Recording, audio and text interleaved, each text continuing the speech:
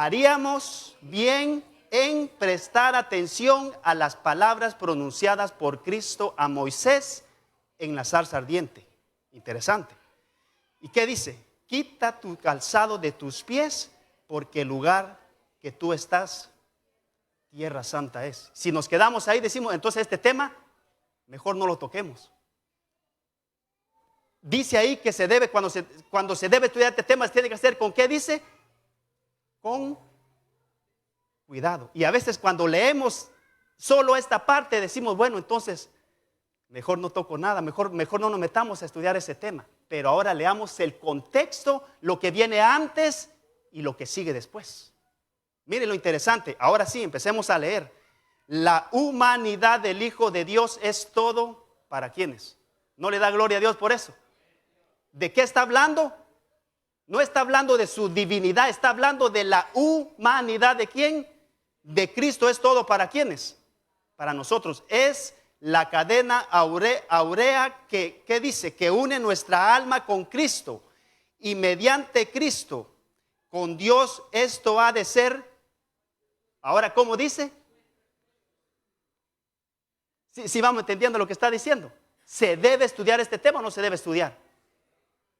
¿Y por qué decimos algunos que no, mejor que lo dejemos ahí? ¿Para qué estamos hablando de eso? ¿Qué sigue diciendo?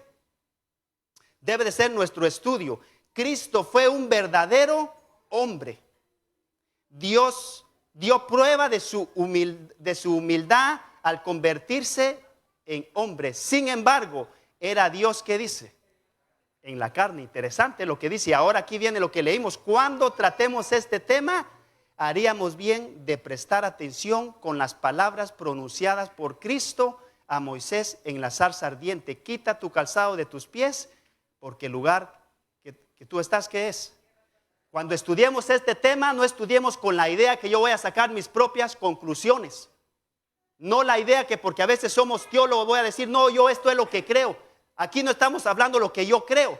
Aquí vamos a hablar lo que la Biblia y el Espíritu de Profecía es lo que nos habla.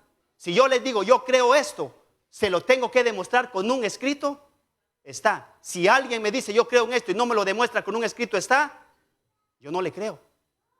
Aquí no estamos con ideas de que yo creo esto y yo creo la otra cosa. Hermanos, dejemos que la Biblia, mire, hoy vamos a tocar solo Biblia y Espíritu de Profecía. Hay muchos libros que hablan de la humanidad de Cristo, que han escrito grandes teólogos, y hay que leerlos.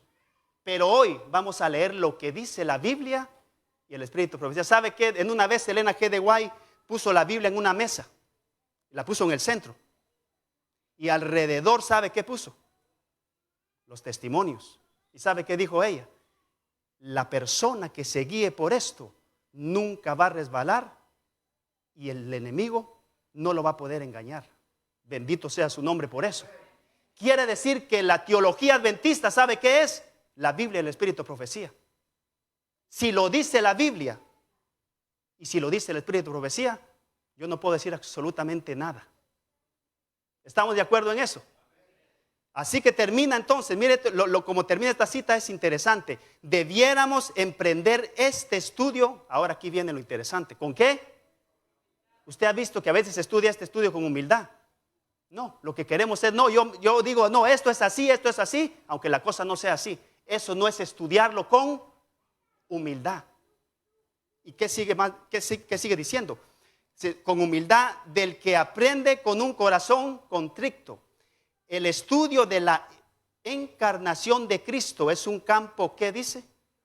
Fructífero que, y aquí viene lo interesante, recompensará ¿a quiénes? Entonces hay que cavar profundo, ¿sí o no? No solo leer únicamente, exacto. Al que escudriña es el que, ¿qué va a pasar? Va a ser una bendición para su vida. Y dice el escudriñador que cava profundamente en procura de la verdad. ¿Qué dice? A veces podemos decir es una verdad oculta, pero aquel que tiene el deseo de estudiar este tema, yo le pregunto, ¿Dios lo ayuda para que lo entienda, sí o no? Claro que sí. Entonces, es importante estudiar este tema, hermanos, y lo vamos a seguir estudiando. En los grupos, ojalá que se pueda llegar a cabo eso de estudiar punto por punto acerca de la naturaleza humana de Cristo. Así que entonces vamos a entrar, si el tiempo me alcanza, voy a tocar 3 puntos hoy muy importantes de la naturaleza humana de Cristo.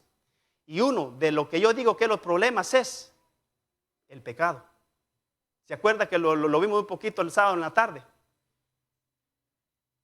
¿Cuántas formas creen las personas acerca del pecado? Supuestamente 3, ¿sí o no? ¿Quiénes estuvimos en la tarde aquí el sábado? Bueno, algunos. Pero vamos a ver 2 que son las más comunes. Y por eso es que el primer punto es acerca del pecado. ¿Qué es pecado? Según la definición bíblica, ¿qué es pecado? Según 1 de Juan capítulo 4. ¿Es transgresión de qué? Y el Espíritu de Profecía lo deja claro que no le busquemos por otro lado. La única definición bíblica que hay acerca del pecado, ¿sabe qué es? Es transgresión de la ley. ¿Qué me quiere decir a mí esto? Que si yo soy un transgresor de la ley, ¿soy un qué? Soy un pecador. Pero si no soy un transgresor de la ley, no soy pecador. ¿Sabe qué me está diciendo esto? Que usted es el que decide pecar o no pecar. ¿Sí estamos entendiendo lo que estoy diciendo? Ahora, esta pregunta interesante. ¿Tener una naturaleza pecaminosa es pecado o no? Esta es la pelea que la mayoría a veces no entendemos. ¿Tener una naturaleza pecaminosa es pecado? Yo le pregunto, cuando Adán antes del pecado, ¿él tenía una naturaleza pecaminosa antes de pecar? No, todo estaba sometido, ¿sabe a qué? A la voluntad de Dios. Pero cuando él desobedeció, ahora se convirtió en ¿qué? En un transgresor y su naturaleza pasó a ser una naturaleza ¿qué? Pecaminosa. Pero la pregunta es, ¿tener una naturaleza pecaminosa es pecado? ¿Sabe qué es lo que cree la mayoría de iglesias, específicamente la iglesia católica? De que tener una naturaleza pecaminosa es pecado. O sea, quiere decir que la persona que nace ya pecadora. Yo le pregunto, ¿a qué edad se bautizan los seres humanos en la iglesia católica? Desde su niñez. ¿Por qué? Porque ellos creen que el niño nace ya en pecado. Mire lo terrible que es esto. Y por eso hoy se lo voy a demostrar con la Biblia. Si realmente no le estoy diciendo que yo tengo la razón, vamos a dejar la razón que la tenga, ¿sabe quién? La Biblia. Así que entonces, ¿la naturaleza pecaminosa es pecado tenerla? Porque si es así, mire, quiere decir que yo voy a pagar por el pecado que cometió Adán. Y yo me puedo preguntar, bueno, eso es injusto. ¿Cómo es posible de que yo pague por el pecado, por ejemplo, de mi padre? Yo no sé, ¿es injusto esto, sí o no? Para mí eso es injusto. ¿Qué culpa tengo yo que mi padre sea un desobediente, sea una persona que haga toda clase de pecado? Y por culpa de él, el hijo va a pagar la consecuencia de él. Hermanos, ¿sería justo eso? No. Ahora imagínense entonces, si creemos nosotros que tener una naturaleza pecaminosa es pecado, entonces en la iglesia adventista debemos de empezar a practicar el bautismo de los infantes, los niños. Porque automáticamente ellos vienen ya con una naturaleza pecaminosa si creemos que es pecado. Ahora, hermanos, yo le pregunto, ¿cree usted que van a haber niños que murieron recién nacidos en el cielo? Mire lo interesante.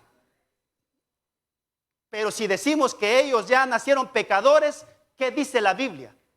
¿Qué le dijo Jesús a Nicodemo? El que no naciere, como dice, repítalo, el que no naciere del agua y del espíritu, ¿qué dice?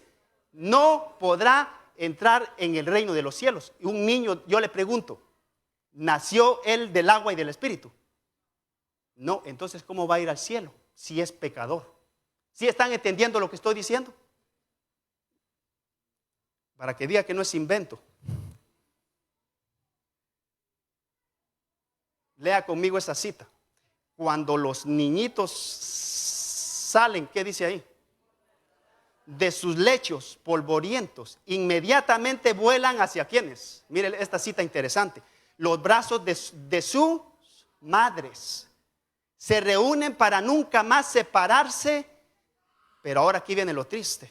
Triste digo porque mire lo que dice. Pero muchos niños o niñitos, como dice aquí, no tienen.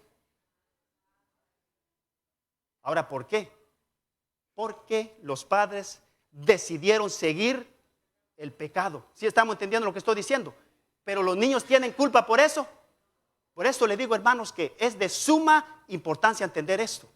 Así que van a haber niños que sus padres no van a estar en el cielo.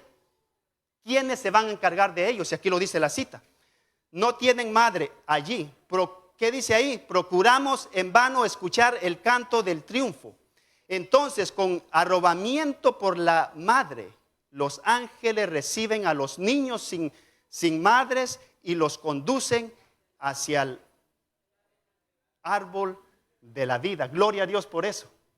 Así que vamos entendiendo entonces de que tener una naturaleza pecaminosa es pecado. No, a menos que usted decida, ¿sabe qué?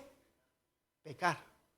Y esto es lo que a veces se nos hace. Hermanos, ¿cómo es posible de que la teología en la iglesia adventista esté cambiando de esa manera? Yo a veces no me cabe en la mente poder ver tan claro que la Biblia habla de eso.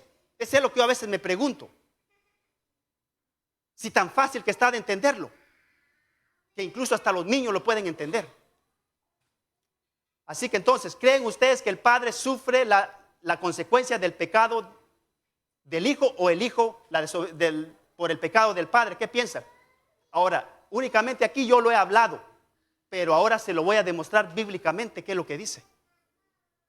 Así que quedó claro que tener una naturaleza pecaminosa no es pecado. ¿Entendimos? ¿Estamos entendiendo, hermanos? No importa que lo quedemos en este punto, pero que lo entendamos. Ahora, veamos entonces qué es lo que nos dice a la luz de la palabra del Señor, si esto es cierto lo que yo estoy diciendo. Primer versículo, vamos a Deuteronomios capítulo 24.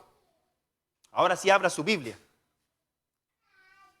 Vamos a Deuteronomio capítulo 24, versículo 16.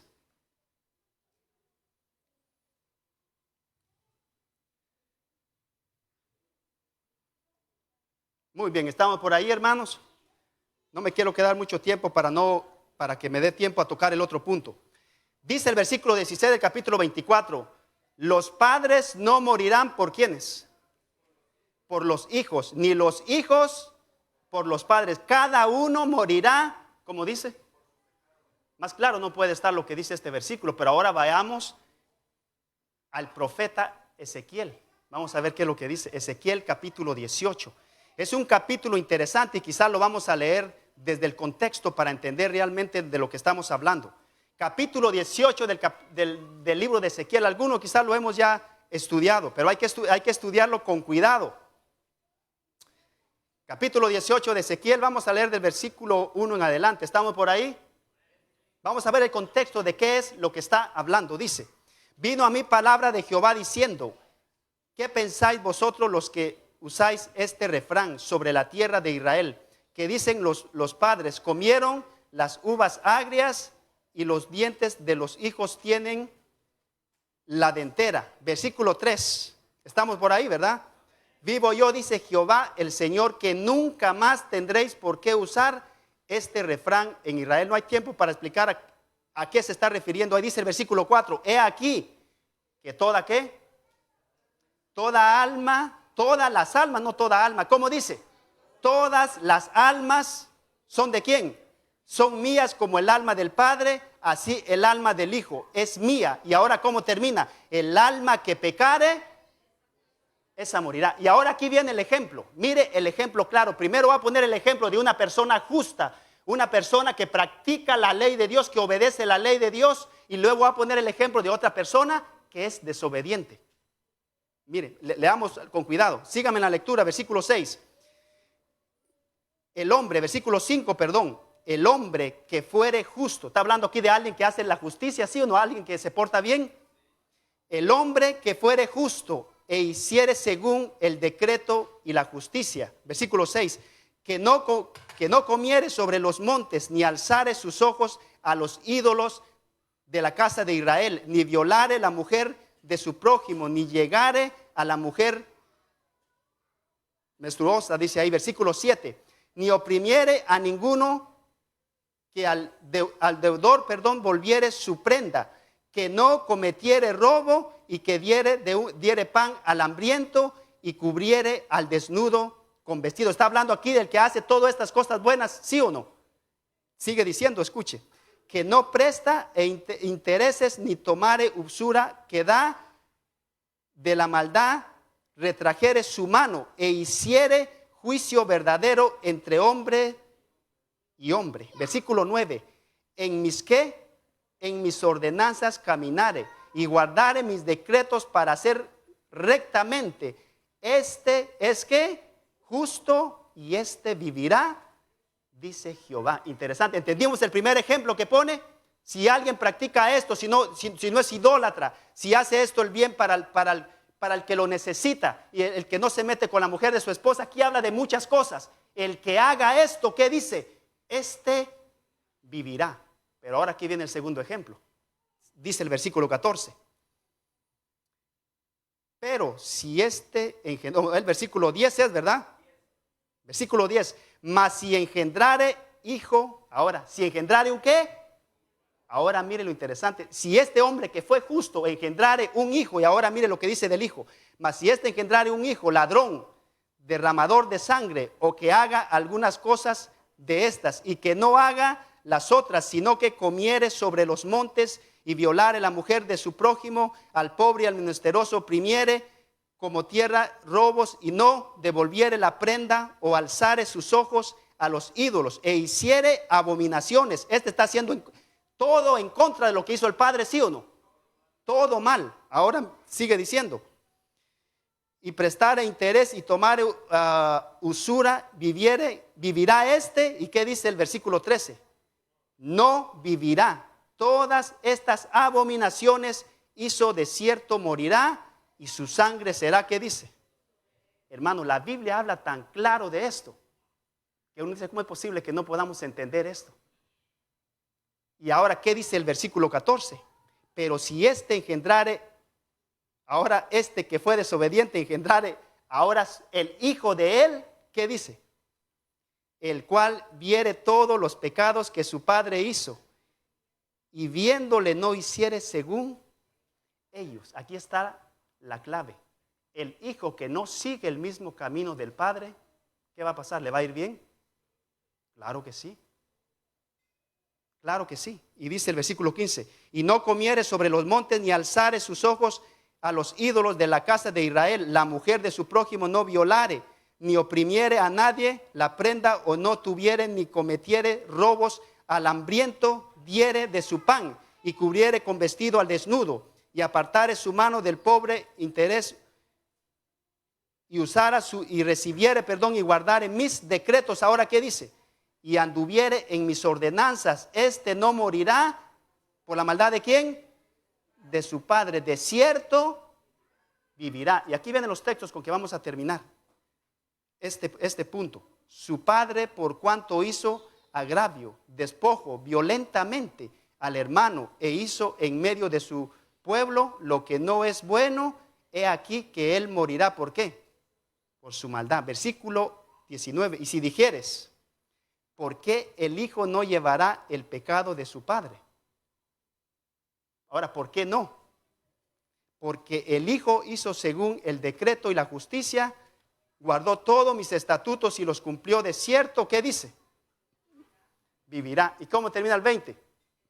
El alma que pecare, esa morirá. El hijo no llevará el pecado del padre, ni el padre llevará el pecado del hijo. La justicia del justo será sobre él, y la impiedad del impío.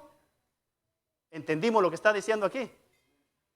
¿Y cómo dice el 30? El último versículo de Ezequiel 30, que vamos a leer de Ezequiel. Por tanto, yo juzgaré a cada uno según su ¿qué? Sus caminos. Entonces, ¿qué quiere decir esto? ¿Que nosotros entonces somos castigados por el pecado de los padres? No. ¿Y los hijos por el pecado del padre?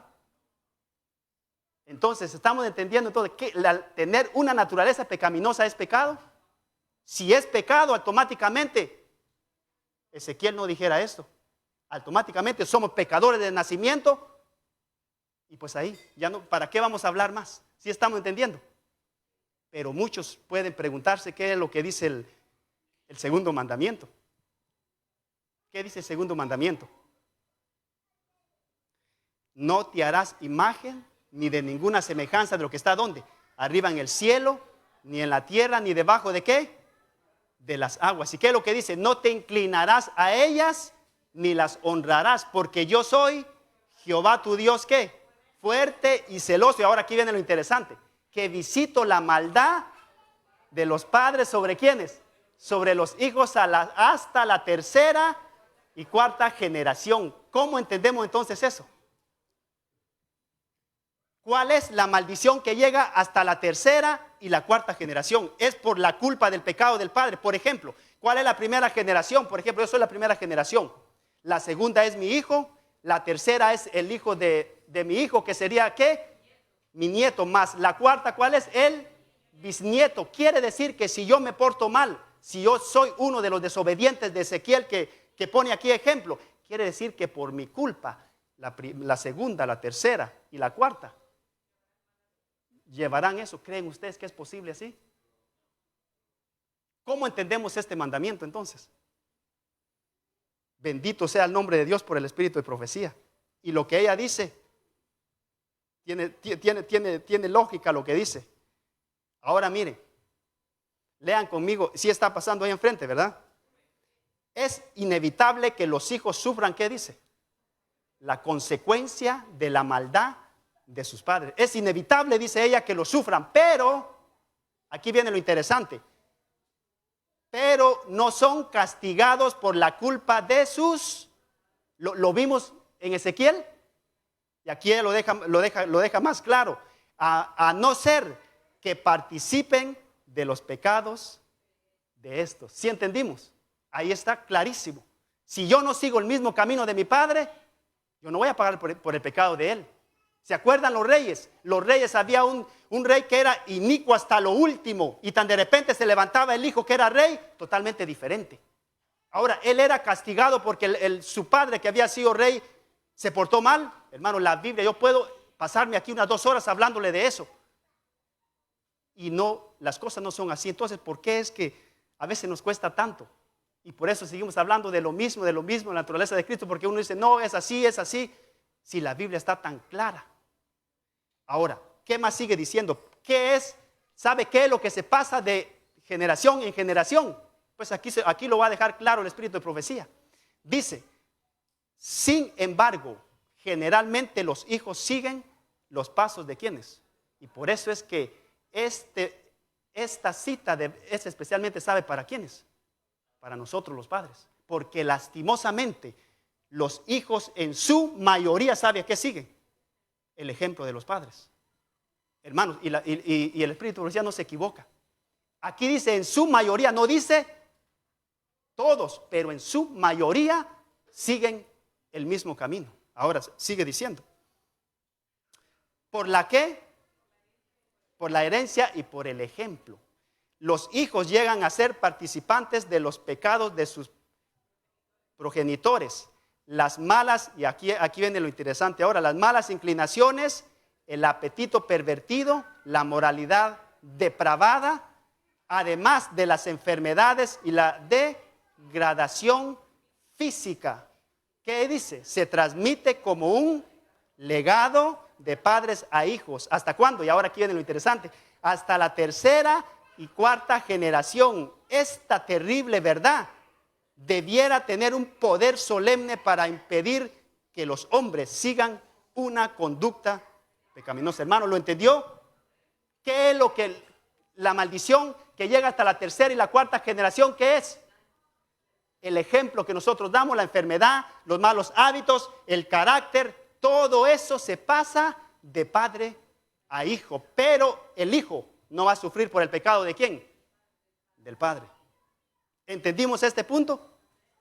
¿Que tener una naturaleza pecaminosa es pecado? Bíblicamente no es pecado.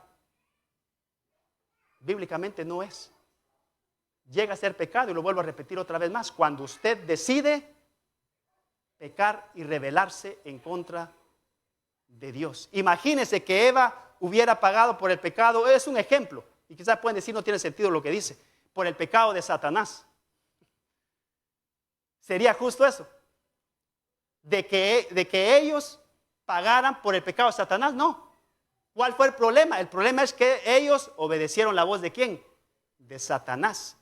Y entonces ahí empezó el problema. Así que viendo este punto entonces, ya lo entendimos a la luz de la palabra del Señor. Lo entendimos, quedó claro, ¿verdad? Ahora, vamos a ver este punto. Y aquí vamos a hablar de la naturaleza que tomó Cristo, porque esto es lo que a veces muchos se preguntan, y es lo que a veces los teólogos están, que si es así, o si es de esta forma, o de diferentes formas. ¿Qué naturaleza tomó Cristo cuando vino a la tierra? Y como vuelvo a repetir, hoy lo vamos a ver de acuerdo a la luz de la palabra de Dios y el espíritu de profecía. ¿Qué naturaleza tomó? Si tomó la naturaleza antes de Adán o tomó la naturaleza después de que Adán pecara. Si tomó la naturaleza de Adán antes del pecado. ¿Se acuerda la escalera que vio Jacob? ¿Se acuerda que estudiamos eso un viernes? ¿Qué representa la escalera? La parte de abajo, la humanidad de Cristo. ¿Esta escalera se vino hasta la tierra o se quedó en el aire? Vino hasta la tierra. Si esa escalera se queda un poquito en el aire, Cristo sabía que no nos hubiera alcanzado a nosotros. Pero como esta escalera que descendió del cielo, que la parte de arriba representa la divinidad de Cristo y la parte de abajo representa la humanidad de Cristo, dice que vino y se asentó ¿hasta dónde? Hasta la tierra, porque Cristo tomó nuestra naturaleza. ¿Pero qué naturaleza? ¿La de Adán antes de pecar? ¿La de Adán después del pecado? ¿O cuál fue? Es importante entender esto, ¿creen ustedes? ¿Saben por qué es importante? Porque si lo entendemos, nos vamos a dar cuenta que tenemos a alguien que nos entiende. ¿No le da gloria a Dios por eso? El que está sentado en el lugar santísimo vino a esta tierra y Él pasó por todo lo que nosotros pasamos. Y yo le pregunto, ¿no le da gloria a Dios porque Él es el que nos entiende y es el único que nos puede ayudar? Yo sí, y por eso le digo que yo este tema, desde que lo empecé a escuchar, lo he estado estudiando porque para mí sí es un tema importante, porque está hablando de la naturaleza que tomó Cristo cuando vino a la tierra. Así que, ¿qué naturaleza entonces? Primer versículo, Hebreos capítulo 4. Vamos a Hebreos. Aquí vamos a ver entonces qué naturaleza tomó Cristo. Hebreo, vamos al capítulo 2 primeramente.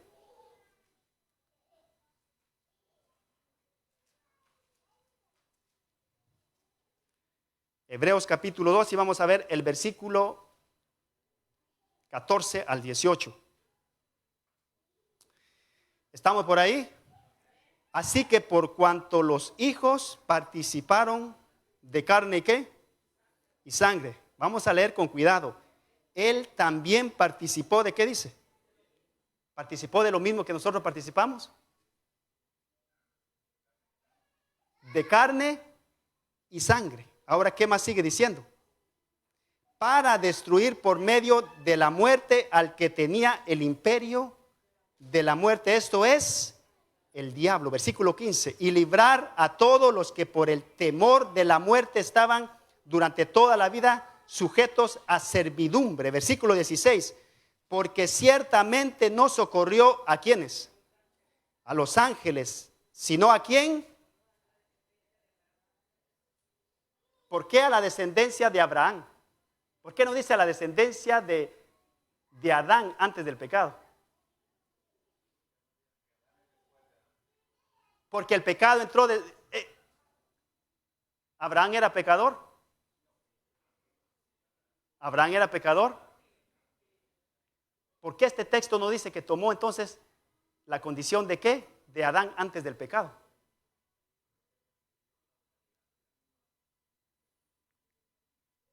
Por eso es que es interesante y así es, hermano, de leer con cuidado. Entonces, ¿qué es lo que dice? Él no ayudó a quién, a los ángeles, porque ellos no lo necesitan. ¿A quién él ayudó? A la descendencia de quién, de Abraham, que de ahí venimos ¿quiénes?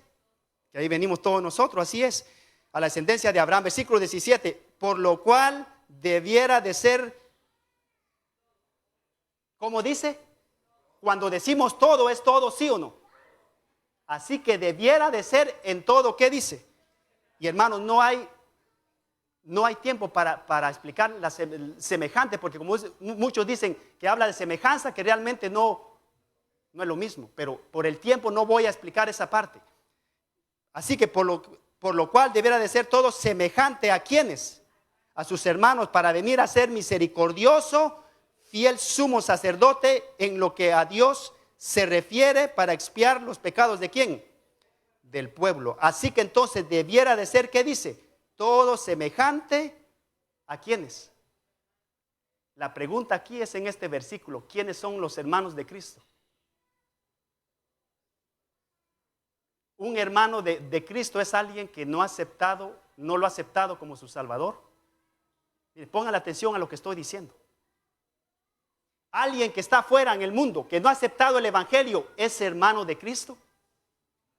No lo es. ¿Sabe por qué? ¿Qué dijo Cristo cuando le dijeron sus discípulos: tu madre y tus hermanos te buscan? ¿Qué le dijo Cristo? Mi madre, mis hermanos es el que hace ¿qué? La voluntad de mi Padre que está en los cielos. ¿Sabe quién son estos hermanos que aparecen aquí? Los hermanos que han nacido de nuevo y han sido restaurados por el poder del Espíritu Santo. Estos son los hermanos ¿de quién? De Cristo. Ahora aquí viene lo interesante. Cristo tomó la naturaleza, escuche, no la naturaleza antes de que Adán pecara. No tomó la naturaleza de Adán inmediatamente después de que Adán pecara. ¿Sabe qué naturaleza tomó Cristo? La naturaleza de Adán cuando él fue regenerado y cuando él nació de nuevo. Ahora, lo repito otra vez si no lo han entendido y se lo voy a explicar. Cristo no tomó la naturaleza de Adán antes del pecado, ni tampoco después o inmediatamente después de que él pecó, sino que tomó la naturaleza de Adán cuando él nació de nuevo. Ahora, ¿cómo entendemos esto? Yo le pregunto, Adán cuando él pecó, ¿sintió al principio el dolor y el peso del pecado? ¿Adán tuvo que nacer de nuevo otra vez? Miren lo interesante. Cuando Adán pecó, ¿qué es lo que dice Adán cuando Dios los busca y habla con ellos? ¿Qué le dice? ¿A quién le echa la culpa a Adán? A Eva. ¿A quién le echa la culpa a Eva? Yo le pregunto, ¿estaban arrepentidos ellos por el pecado? No. Así que entonces ahora viene Cristo y les dice, la única forma que ustedes pueden llegar a ser nuevamente restaurados es lo siguiente. Y le dice a Adán que vaya y traiga dos ¿qué? 2 corderos. Ahora le dice, agarra uno y córtale el cuello. Ahora, ¿se había visto antes eso en el Edén? Primera vez muerte en el Edén. Y dice que Adán tomó el cuchillo y empezó a romperle el cuello al cordero. Hermanos, eso fue terrible. Adán nunca había visto eso en el jardín del Edén. Y entonces cuando él hizo eso, Dios les dice, por el pecado que ustedes cometieron, mi hijo va a ir a la tierra, va a sufrir, va a pasar toda clase de sufrimiento, va a morir por salvarlos a ustedes. Ahora yo le pregunto, ¿Adán ahora cambió todo, sí o no? Totalmente. Dice que Adán ahora se dio cuenta de que el pecado era terrible y que por culpa de su pecado iba a traer al Cordero de Dios a este mundo a morir. Interesante. Así que Adán nació de nuevo otra vez. Hermanos, ¿cómo él iba a poder vencer el pecado si seguía hundido en el pecado? Tenía que ser restaurado por el Espíritu Santo para que de esa manera él pudiera vencer el pecado. Y Patriarca y Profeta lo dice y lo deja claro, que él tuvo que nacer de nuevo otra vez para que de esa manera él de ahí en adelante pudiera vencer el pecado. Esa naturaleza fue la que tomó Cristo. Ahora, ¿por qué? ¿Saben por qué? Cuando Cristo nació, ¿tuvo que nacer de nuevo otra vez Él? No, porque Él no era pecador. Cristo fue nacido de nuevo desde su nacimiento. ¿Por quién fue? Por el Espíritu Santo. ¿Estamos entendiendo lo que estoy diciendo? Cristo vino a esta tierra nacido ya ¿de qué? De nuevo. Pero Adán, cuando él fue restaurado, ya tenía una naturaleza pecaminosa, ¿sí o no? Claro. Pero para que ahora él pudiera ser victorioso sobre el pecado, tenía que nacer de nuevo por medio del poder del Espíritu Santo. Así que Cristo vino, tomó la naturaleza de Adán, que ya era ¿qué? Pecaminosa, pero Cristo no necesitó nacer de nuevo porque Él nació y vino a esta tierra ya nacido de nuevo. ¿Entendimos esa parte? ¿Sí la entendimos? Porque si decimos que Él tomó la naturaleza, escúcheme, inmediatamente después de que Adán pecó, entonces Cristo tenía que nacer de nuevo cuando Él vino a la tierra, ¿sí o no? Claro. Y por eso es que Él dice aquí que Él es ¿qué? Es semejante a sus hermanos, porque sus hermanos han nacido ¿de qué? De nuevo, hermano, la palabra del Señor es tan maravillosa que cuando la estudiamos con cuidado, las dudas desaparecen. ¿Entendimos esta parte? Esa es la naturaleza que tomó Cristo, una naturaleza regenerada, una naturaleza pecaminosa, pero Él, cuando vino a la tierra, Él ya había nacido ¿qué? De nuevo. Y por eso dice aquí que son quienes fue semejante a sus hermanos. Vamos a un versículo más. Hebreos ahí mismo capítulo 4. Hebreos capítulo 4. Y vamos a ver el versículo 4:15. Capítulo 4, versículo 15 y 16. Por tanto, teniendo un gran sumo, ¿qué dice ahí?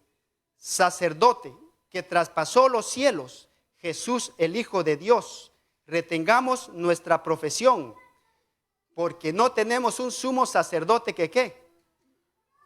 Que no pueda compadecerse de nuestras debilidades. ¿Estamos por ahí? Hebreos 4:15 estamos ahorita. Sino que uno que fue tentado, ¿en qué dice? En todo según nuestra semejanza, pero ¿qué dice? Pero sin pecado. Gloria a Dios. Porque si Cristo hubiera sido tentado, hubiera pecado, ahí se hubiera terminado todo. Y ya vimos entonces que tener una naturaleza pecaminosa, ¿verdad? Que no es ¿qué? No es pecado. Ahora, hay dos versículos más. Quizás vamos a ver el de Romanos capítulo 8. Vamos un poquito atrás. Romanos capítulo 8. Versículo 1 al 3.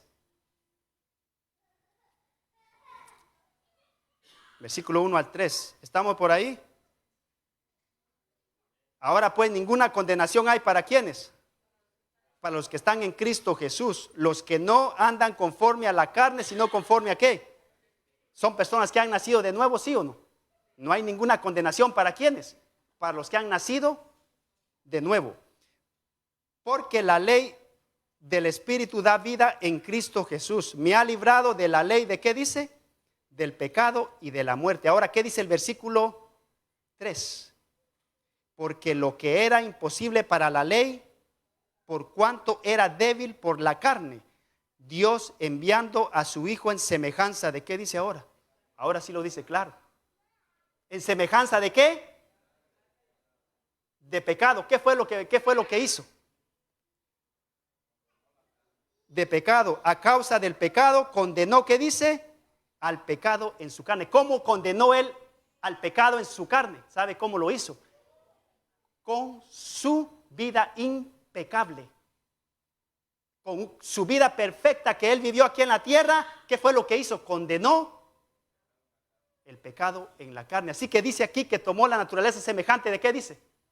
De pecado. ¿Lo dice claro ese versículo, sí o no? Pero ¿sabe por qué eso no nos suena un poquito extraño? Porque ya vimos que una naturaleza pecaminosa no es pecado tenerla. ¿Sí estamos entendiendo lo que estoy diciendo? Ahora, hay más versículos. está también Romanos capítulo 1. Y quizás sería bueno leerlo. Romanos capítulo 1. Ahí mismo un poquito atrás. Vamos a ver solo el versículo 3 al 4. Acerca de su Hijo, nuestro Señor Jesucristo, que era del linaje de ¿quién? Según, ¿qué dice? Según la carne, que fue declarado Hijo de Dios con poder según el Espíritu de santidad por la resurrección de entre los muertos. Ahora, Cristo era linaje de ¿quién, hermanos? De David. Era linaje también de Abraham. O sea, la descendencia, sus descendientes de Cristo, ¿quiénes eran? ¿Eran pecadores? Claro. Él viene de una descendencia, ¿qué? Pecaminosa. Pero como la naturaleza pecaminosa no es pecado, entonces tiene sentido lo que estamos estudiando.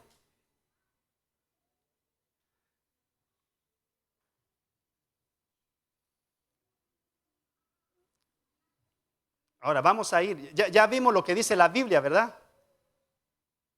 Y ahora vamos a terminar con lo que dice el Espíritu de profecía. ¿Sí estamos entendiendo entonces qué naturaleza tomó Cristo? ¿Qué es lo que dice la primera cita? Ya lo vimos a la luz de la palabra del Señor. Ahora vamos a ver qué dice el Espíritu de profecía. Que por haber causado la caída del hombre, ¿quién fue el que causó la caída del hombre? Satanás. Lograba hacer descender al Hijo de Dios de su excelsa, ¿qué dice? Posición. Dijo a sus ángeles, escuche lo que dijo Satanás. Dijo a sus ángeles que cuando Jesús tomara la naturaleza del hombre, ¿qué dice? Podría vencerlo e impedir el cumplimiento del plan de salvación. Él pensó, como tomó la naturaleza caída del hombre, se me va a hacer fácil, ¿qué? Vencerlo. Una más. Cristo no estuvo en una situación tan favorable para resistir las tentaciones de Satanás en el desolado desierto, como lo estuvo Adán cuando fue tentado en el Edén. ¿Hubo diferencia en la forma que fue tentado Adán y en la forma que fue tentado Cristo, sí o no? Mucha diferencia. Porque él, recuerden que él no había comido nada por ¿cuántos días? Ahora Adán se estaba muriendo de hambre. Totalmente diferente, y por eso lo dice aquí, Cristo fue totalmente, exactamente. Y dice, el Hijo de Dios se humilló y tomó la naturaleza del hombre después de que la raza humana ya hacía 4000 años que se había apartado del Edén y de su estado original de pureza. Yo no sé qué más claro pueden estar los escritos del Espíritu de profecía. Ahora, aquí viene una interesante del deseado de todas las gentes. Habría sido una ¿qué? Escuche, póngale atención. Habría sido una humillación casi infinita para el Hijo de Dios revestirse de la naturaleza humana, aun cuando Adán poseía la inocencia de hermanos. Esta cita sí está interesante. ¿Qué es lo que está diciendo? Que hubiera sido una ¿qué? Humillación para Cristo si él hubiera tomado la naturaleza de ¿quién? De Adán antes del pecado. ¿Sabe por qué? Porque a él si le hubiera sido fácil obedecer. Incluso Satanás hubiera dicho, ¿cómo es posible? De esa manera no es correcto. Así que él tuvo que tomar la naturaleza del hombre caído para demostrarle a Satanás que se puede vencer el pecado. ¿Estamos entendiendo lo que estoy diciendo? Ahora, ¿qué más sigue diciendo? Pero Jesús aceptó la humanidad cuando la especie se hallaba debilitada por ¿cuántos años? Por 4000 años de pecado. Como cualquier hijo de Adán, aceptó los efectos de la gran ley de la herencia. La historia de sus antepasados, ya vimos quiénes fueron sus antepasados, terrenales, demuestran cuáles eran aquellos efectos, mas él vino con una herencia tal, vino con esa herencia, ¿sí o no? Para compartir nuestras penas. Miren lo interesante cómo termina, y tentaciones, y darnos el ejemplo de una vida sin pecado. Entonces la pregunta es, ¿podemos vencer el pecado nosotros? Por el poder de Cristo. Nos vino a dar el ejemplo de que se puede vivir sin pecar. Así que lo podemos hacer nosotros entonces. Hermano, la misma Biblia se explica sola, el Espíritu de profecía. Y dice, hay como unas 20 citas que habla de eso. Hay muchísimo. Al tomar sobre sí la naturaleza del hombre, en su condición, ¿qué dice? Caída. Cristo no participó de su pecado lo más mínimo. Estuvo sujeto a la ¿qué? A las flaquezas y debilidades que rodean al hombre, para que se cumpliese lo dicho por el profeta Isaías cuando dijo: Él mismo tomó nuestras enfermedades y llevó nuestras dolencias. Los ángeles, la última, se postraron delante de Él cuando Cristo les dijo que Él vendría a esta tierra. Miren lo interesante. Los ángeles se postraron delante de Él, ofrecieron sus vidas. Jesús les dijo que mediante la suya salvaría mucho. O sea, la vida de ¿quién? De Cristo. Y que la de un ángel no podía pagar esa deuda. Solo su vida podía ser aceptada por su Padre como rescate en favor del hombre. Les dijo que desempeñarían un papel, que estarían con Él en diferentes oportunidades para fortalecerlo. Y como dice, que tomaría la naturaleza caída del hombre y que su fortaleza ni siquiera sería igual a la de ¿quiénes? ¿La de quiénes ellos? La de los ángeles. Sino que tomaría la naturaleza ¿qué? ¿Caída de quién? Del hombre caído. ¿Sigo leyendo más citas? Yo creo que no. Es suficiente. Hermanos, entendimos. Si yo les pregunto ¿qué naturaleza tomó Cristo? ¿Qué me responderían ustedes? Nuestra naturaleza. Pero nuestra naturaleza de Adán, ¿qué? Cuando Adán fue ¿qué? Ya restaurado, nacido de nuevo, porque Cristo no nació de nuevo. Él ya vino a esta tierra nacido de nuevo. Hermanos, y por el tiempo no voy a tocar el otro punto, porque el otro punto es lo que una cita que menciona que Jesús, incluso la leímos en la tarde, que Jesús no tenía las propensiones del hombre, pero creo que no me va a dar tiempo de explicarlo, porque es una cita que a la mayoría que estudia que Jesús tomó la naturaleza de Adán antes del pecado, es la cita que más usa. Y dice, sí, es cierto lo que ustedes dicen, pero Jesús no tenía propensiones al pecado. ¿Pero qué es una propensión al pecado? Es la pregunta. ¿Qué es? ¿Lo vemos o lo dejamos para la próxima? Quizás nos va a tomar unos 5 minutos, o si terminamos a las 1:30, ¿está bien? Así que quedaron claros ya los primeros 2 puntos. ¿De veras sí lo entendimos? Gloria a Dios. Ahora, entonces, ¿qué son las propensiones que no tuvo quién? Pues vamos a ver la cita para que la veamos con cuidado. Por aquí la tengo. Por ahí está. A ver si la cambiaron ya por ahí, ¿verdad? Sí. ¿Qué es lo que dice? Ahora mire, aquí viene esta cita aparentemente en contra de lo que hemos hablado. Dice, ser cuidadosos ¿con qué? Sumamente cuidadosos en la forma en que os ocupáis en la naturaleza de Cristo. Tenemos que ser cuidadosos en cómo presentarla, ¿sí o no? Yo estoy de acuerdo en eso, no estoy en contra. No le presentéis ante la gente como un hombre, ¿con qué? Con propensiones del pecado. Él es el segundo, ¿qué? Adán. El primer Adán fue creado como un ser puro y sin pecado.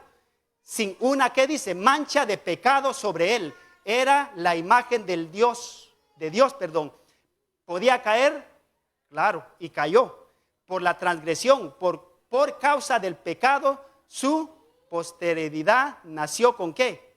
Con tendencias inherentes a la desobediencia. Pero ahora dice, pero Jesucristo era el unigénito Hijo de Dios, tomó sobre sí la naturaleza ¿de qué? Humana, y fue tentado en todo sentido, como es tentada la naturaleza humana. ¿Podría haber caído?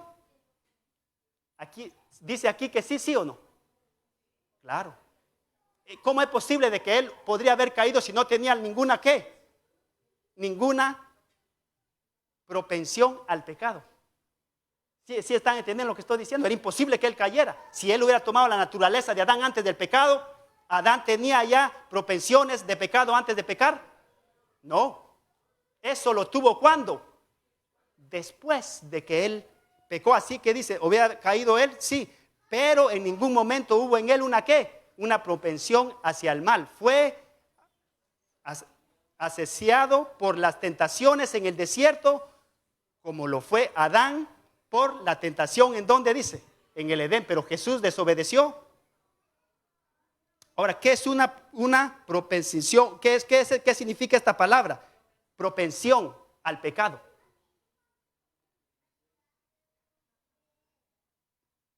Quiero mostrarles aquí lo que dice el diccionario para que entendamos más o menos.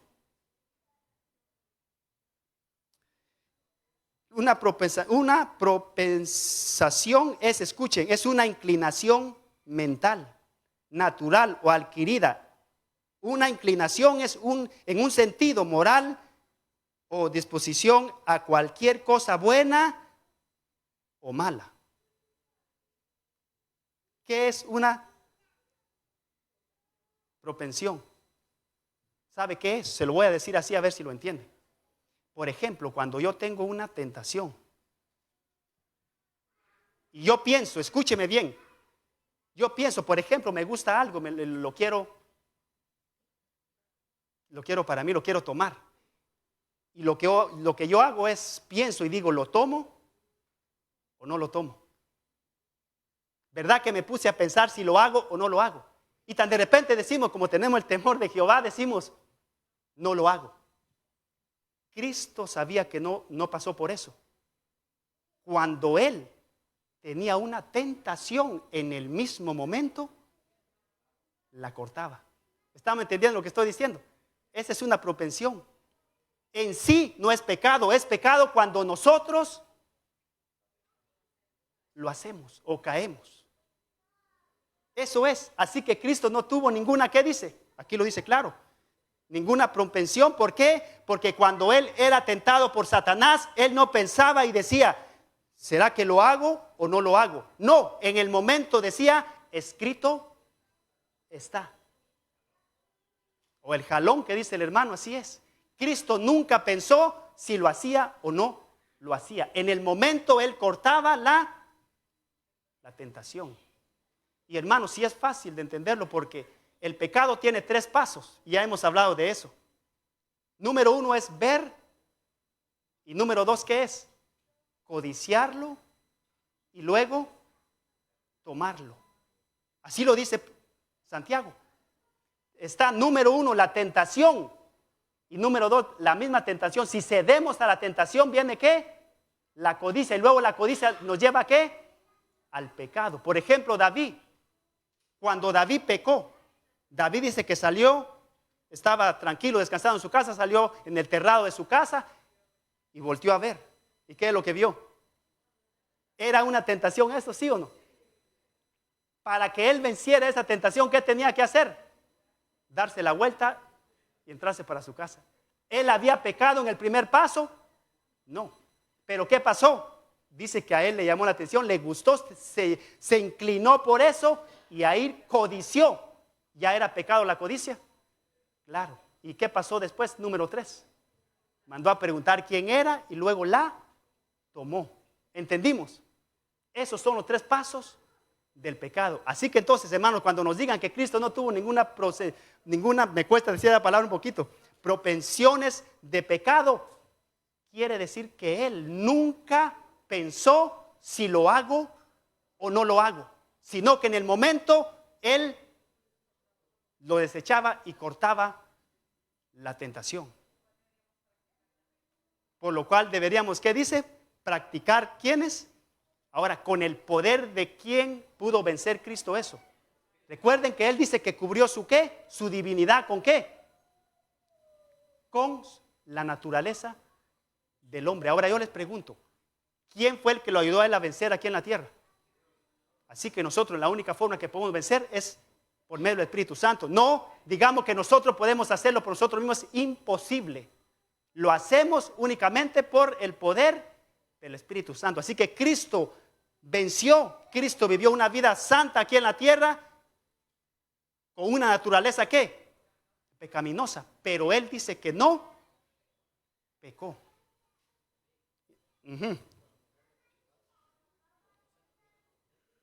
¿El qué dice? Exacto, y es cierto lo que le dice el hermano. Hay ejemplos que personas lograron vencer ¿qué? El pecado. Así es. ¿Y cómo lo hizo? Como dice el hermano, lo cortó. Ahora miren esta cita, ¿cómo es? Ya voy terminando, hermanos. Cristo tomó nuestra, ¿qué dice? Naturaleza caída, pero ¿qué dice? ¿Tiene sentido lo que dice esta cita? Claro, tomó nuestra naturaleza, ¿qué? Caída, pero como tiene una naturaleza caída no es pecado, pero dice que no sé qué, no permitió que se corrompiera. Y no se corrompería a menos que ¿qué? Que le hiciera caso a las palabras de Satanás en lugar de las palabras de Dios, hermanos. Es la Biblia, el Espíritu de Dios es tan claro en este tema que podemos seguir leyendo una hora más. Pero entendimos qué es entonces el tercer punto. ¿Qué es tener una propensión al pecado? Ya lo expliqué, entendimos esa parte. La Biblia es clara. Ahora, hermano, ¿qué debemos de hacer con ver esto? Y con esto termino, póngase de pie. Vamos a leer Apocalipsis. Apocalipsis capítulo 3, versículo 21.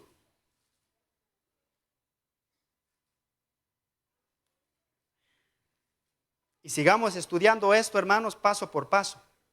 Estudiémoslo. Estúdielo en su casa y usted saque su propia conclusión si lo que estudiamos en esta hora es así o no. 3, 21 al 22. ¿Estamos por ahí? Dice el versículo 21. ¿El que qué dice? Al que venciere, le daré que se siente conmigo en mi trono. Así como yo, ¿qué dice? He vencido y me he sentado con mi Padre en su trono. ¿Venció Él cuando vino a la tierra? ¿Podemos nosotros vencer? Hermanos, el mismo poder que se le dio a Cristo para que Él venciera en la tierra, sabía que es el mismo poder que se nos ofrece a nosotros. Así que si Él pudo vencer, si Él pudo llevar una vida perfecta, ¿nosotros podemos llevar una vida también sin pecado aquí en la tierra? Claro, con la ayuda del Espíritu Santo, cuando nosotros nos sometemos ¿a qué? A la voluntad de ¿quién? A la voluntad de Cristo. Y como dice el último versículo 22, el que tiene oídos, y ahora esto es para nosotros, oiga lo que el Espíritu dice. ¿A dónde? Yo diría, oiga lo que el Espíritu dice a San Anselmo. Así que debemos de oír ¿qué? El llamado de ¿quién? De Dios por medio de la obra de ¿quién? Hermanos, ¿sabe cómo nosotros podemos vencer el pecado? Teniendo una comunión todos los días con Cristo. Así lo hizo Él. ¿Lo hizo así, sí o no? Claro, Él lo hacía todos los días. No dejaba un día y decía, no lo hago hasta mañana, lo hago hasta el tercer día. No, todos los días su primer trabajo, ¿sabe qué era? Comunión ¿con quién? Con su Padre. Y por eso es que Él pudo vencer. ¿Cómo queremos vencer nosotros? Si ni tocamos la Biblia, ni oramos. Imagínense, es imposible. Así que hermanos, podemos vencer, no me malentiendan, por nuestro propio poder. Podemos vencer con la ayuda, como la cita que leyó el hermano Pedro en la mañana. Interesante. Únicamente podemos vencer el pecado ¿con quién? Por medio de el Espíritu Santo. Ahora, ¿quiénes quieren hacer ese pacto con Dios en esta mañana? Quizás aquí hay personas que no han sido bautizados. Yo quiero orar también por ellos. Si ellos, Cristo dice que dejó el cielo para venir a morir, ¿por quiénes? Por nosotros. Él vino a sufrir en esta tierra, ¿para qué? Con el propósito de salvarnos a nosotros. ¿Qué debemos de hacer? Únicamente aceptar ese regalo.